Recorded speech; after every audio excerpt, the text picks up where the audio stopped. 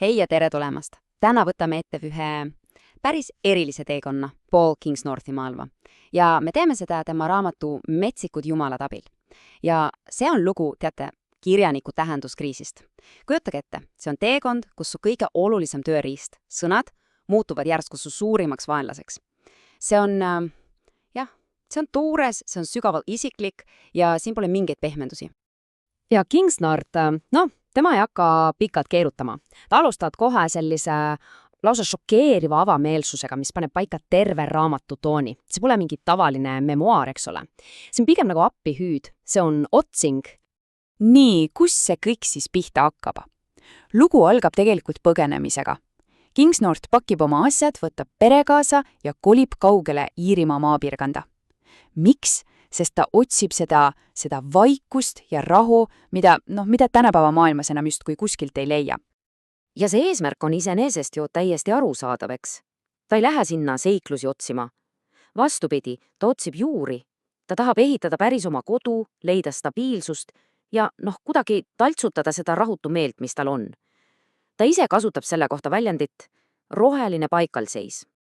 Aga see konflikt lööb välja praktiliselt kohe, sest temas on justkui kaks poolt.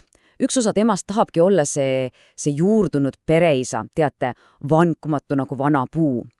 Aga siis on see teine osa, see kirjaniku hing, ja see tõmbab teda kogu aeg eemale, üles mäele, kus ta saab olla üksi, näljane vaatleja. Ja see pinge nende kahe vahel, see tundub täiesti lahendamatu. Nii et see plaan kõlas hästi, aga see põgenemine ei too seda oodatud rahu. Tegelikult hoopis vastupidi. See ideaal puruneb kildudeks ja seda päris kiiresti. Selle asemel, et ennast leida, tunneta, et ta hakkab hoopis koost lagunema.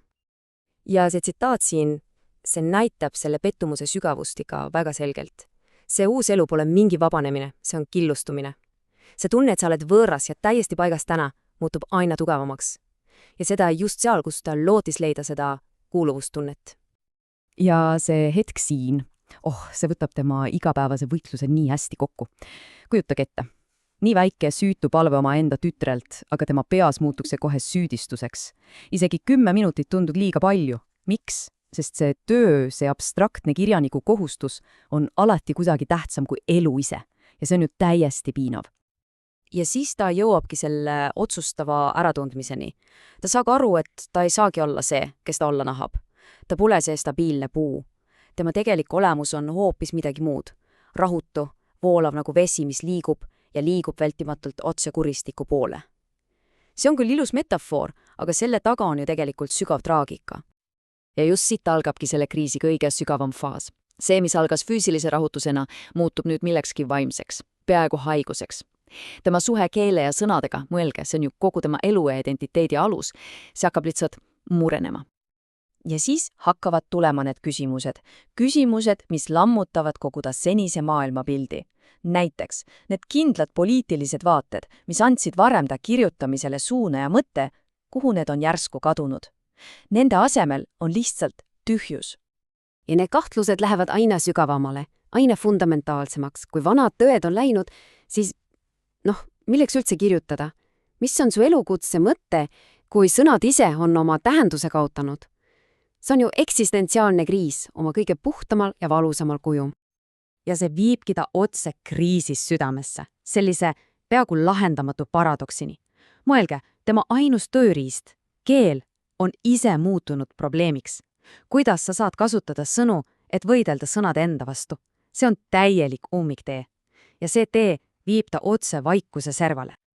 Keset seda oma isikliku kriisi defineerib ka suurema vaenlase. Ja ta kutsub seda masinaks. See on tema jaoks kogu meie tsivilisatsiooni süsteem. See süsteem, mis on meid rebinud eemale loodusest ja üksteisest ja mis on meid muutnud lihtsalt tarbijateks. Ja ta hakkab mõistma, et tema enda kannatused on tegelikult sümptom millestki palju-palju suuremast. Ja sinna tühimikku, mille sõnad on endast maha jätnud, hakkab imbuma midagi uut. Mingi uus, võimas juud.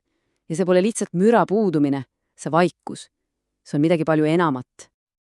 See ongi raamat üks kõige kesksemaid ja ausalt öeldes ka kõige hirmu äratavamaid taipamisi. Vaikus ei ole passiivne. See on aktiivne sõnumitooja. Ja selle sõnum on lihtne ja selge.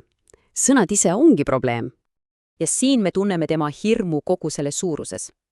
Vaikus ei ole enam eesmärk, mida püüda, sellest on saanud oht. See ähvardab alla neelata kogu tema identiteeti, kogu tema olemuse kirjanikuna. Ja see lõplik vaikus, see tähendaks ju tema kui inimese lõppu. Siis sisemine võitlus jõuab nüüd oma haripunkti ja Kingsnort isikustab selle heitluse, kujutage ette, vestlusena Locke'iga. Just, see triksterjumal, kes on tuntud piiride lõhkuja ja suurte muutuste toojana. Ja Locke'i nõuanne on, see on täiesti radikaalne, täielik enesehävitus. Ta ütleb, lõhu ära kõik, mis sa arvad end olevat. Lahusta oma rollid, oma maine, kõik oma lood. See on ainus viis, et uuesti sündida. See on täiesti kohutav mõte. Aga kas see pole samal ajal ka kuidagi vabastav? Aga autori vastupanu on nii nõrk, peaaegu olematu, see näitab, kui täielikult ta on kurnatud. Sest Locke'i argument on korraga nii hirmutav kui ka ahvatlev. Ja tekib küsimus, et võib-olla ongi ainus väljapääs sellest kõigest täielik lagunemine. Ja nüüd, kui me jõuame selle teekonna lõpule, peame koha ütlema, et see raamat ei paku mingeid lihtsaid lahendusi. See pole mingi eneseabiõpik, kus lõpus on 5 nippi paremaks eluks. Ei, see on pigem küsimuste ja kahtluste ohverdus. Ja siin ongi ehk peidus kogu asja tuum.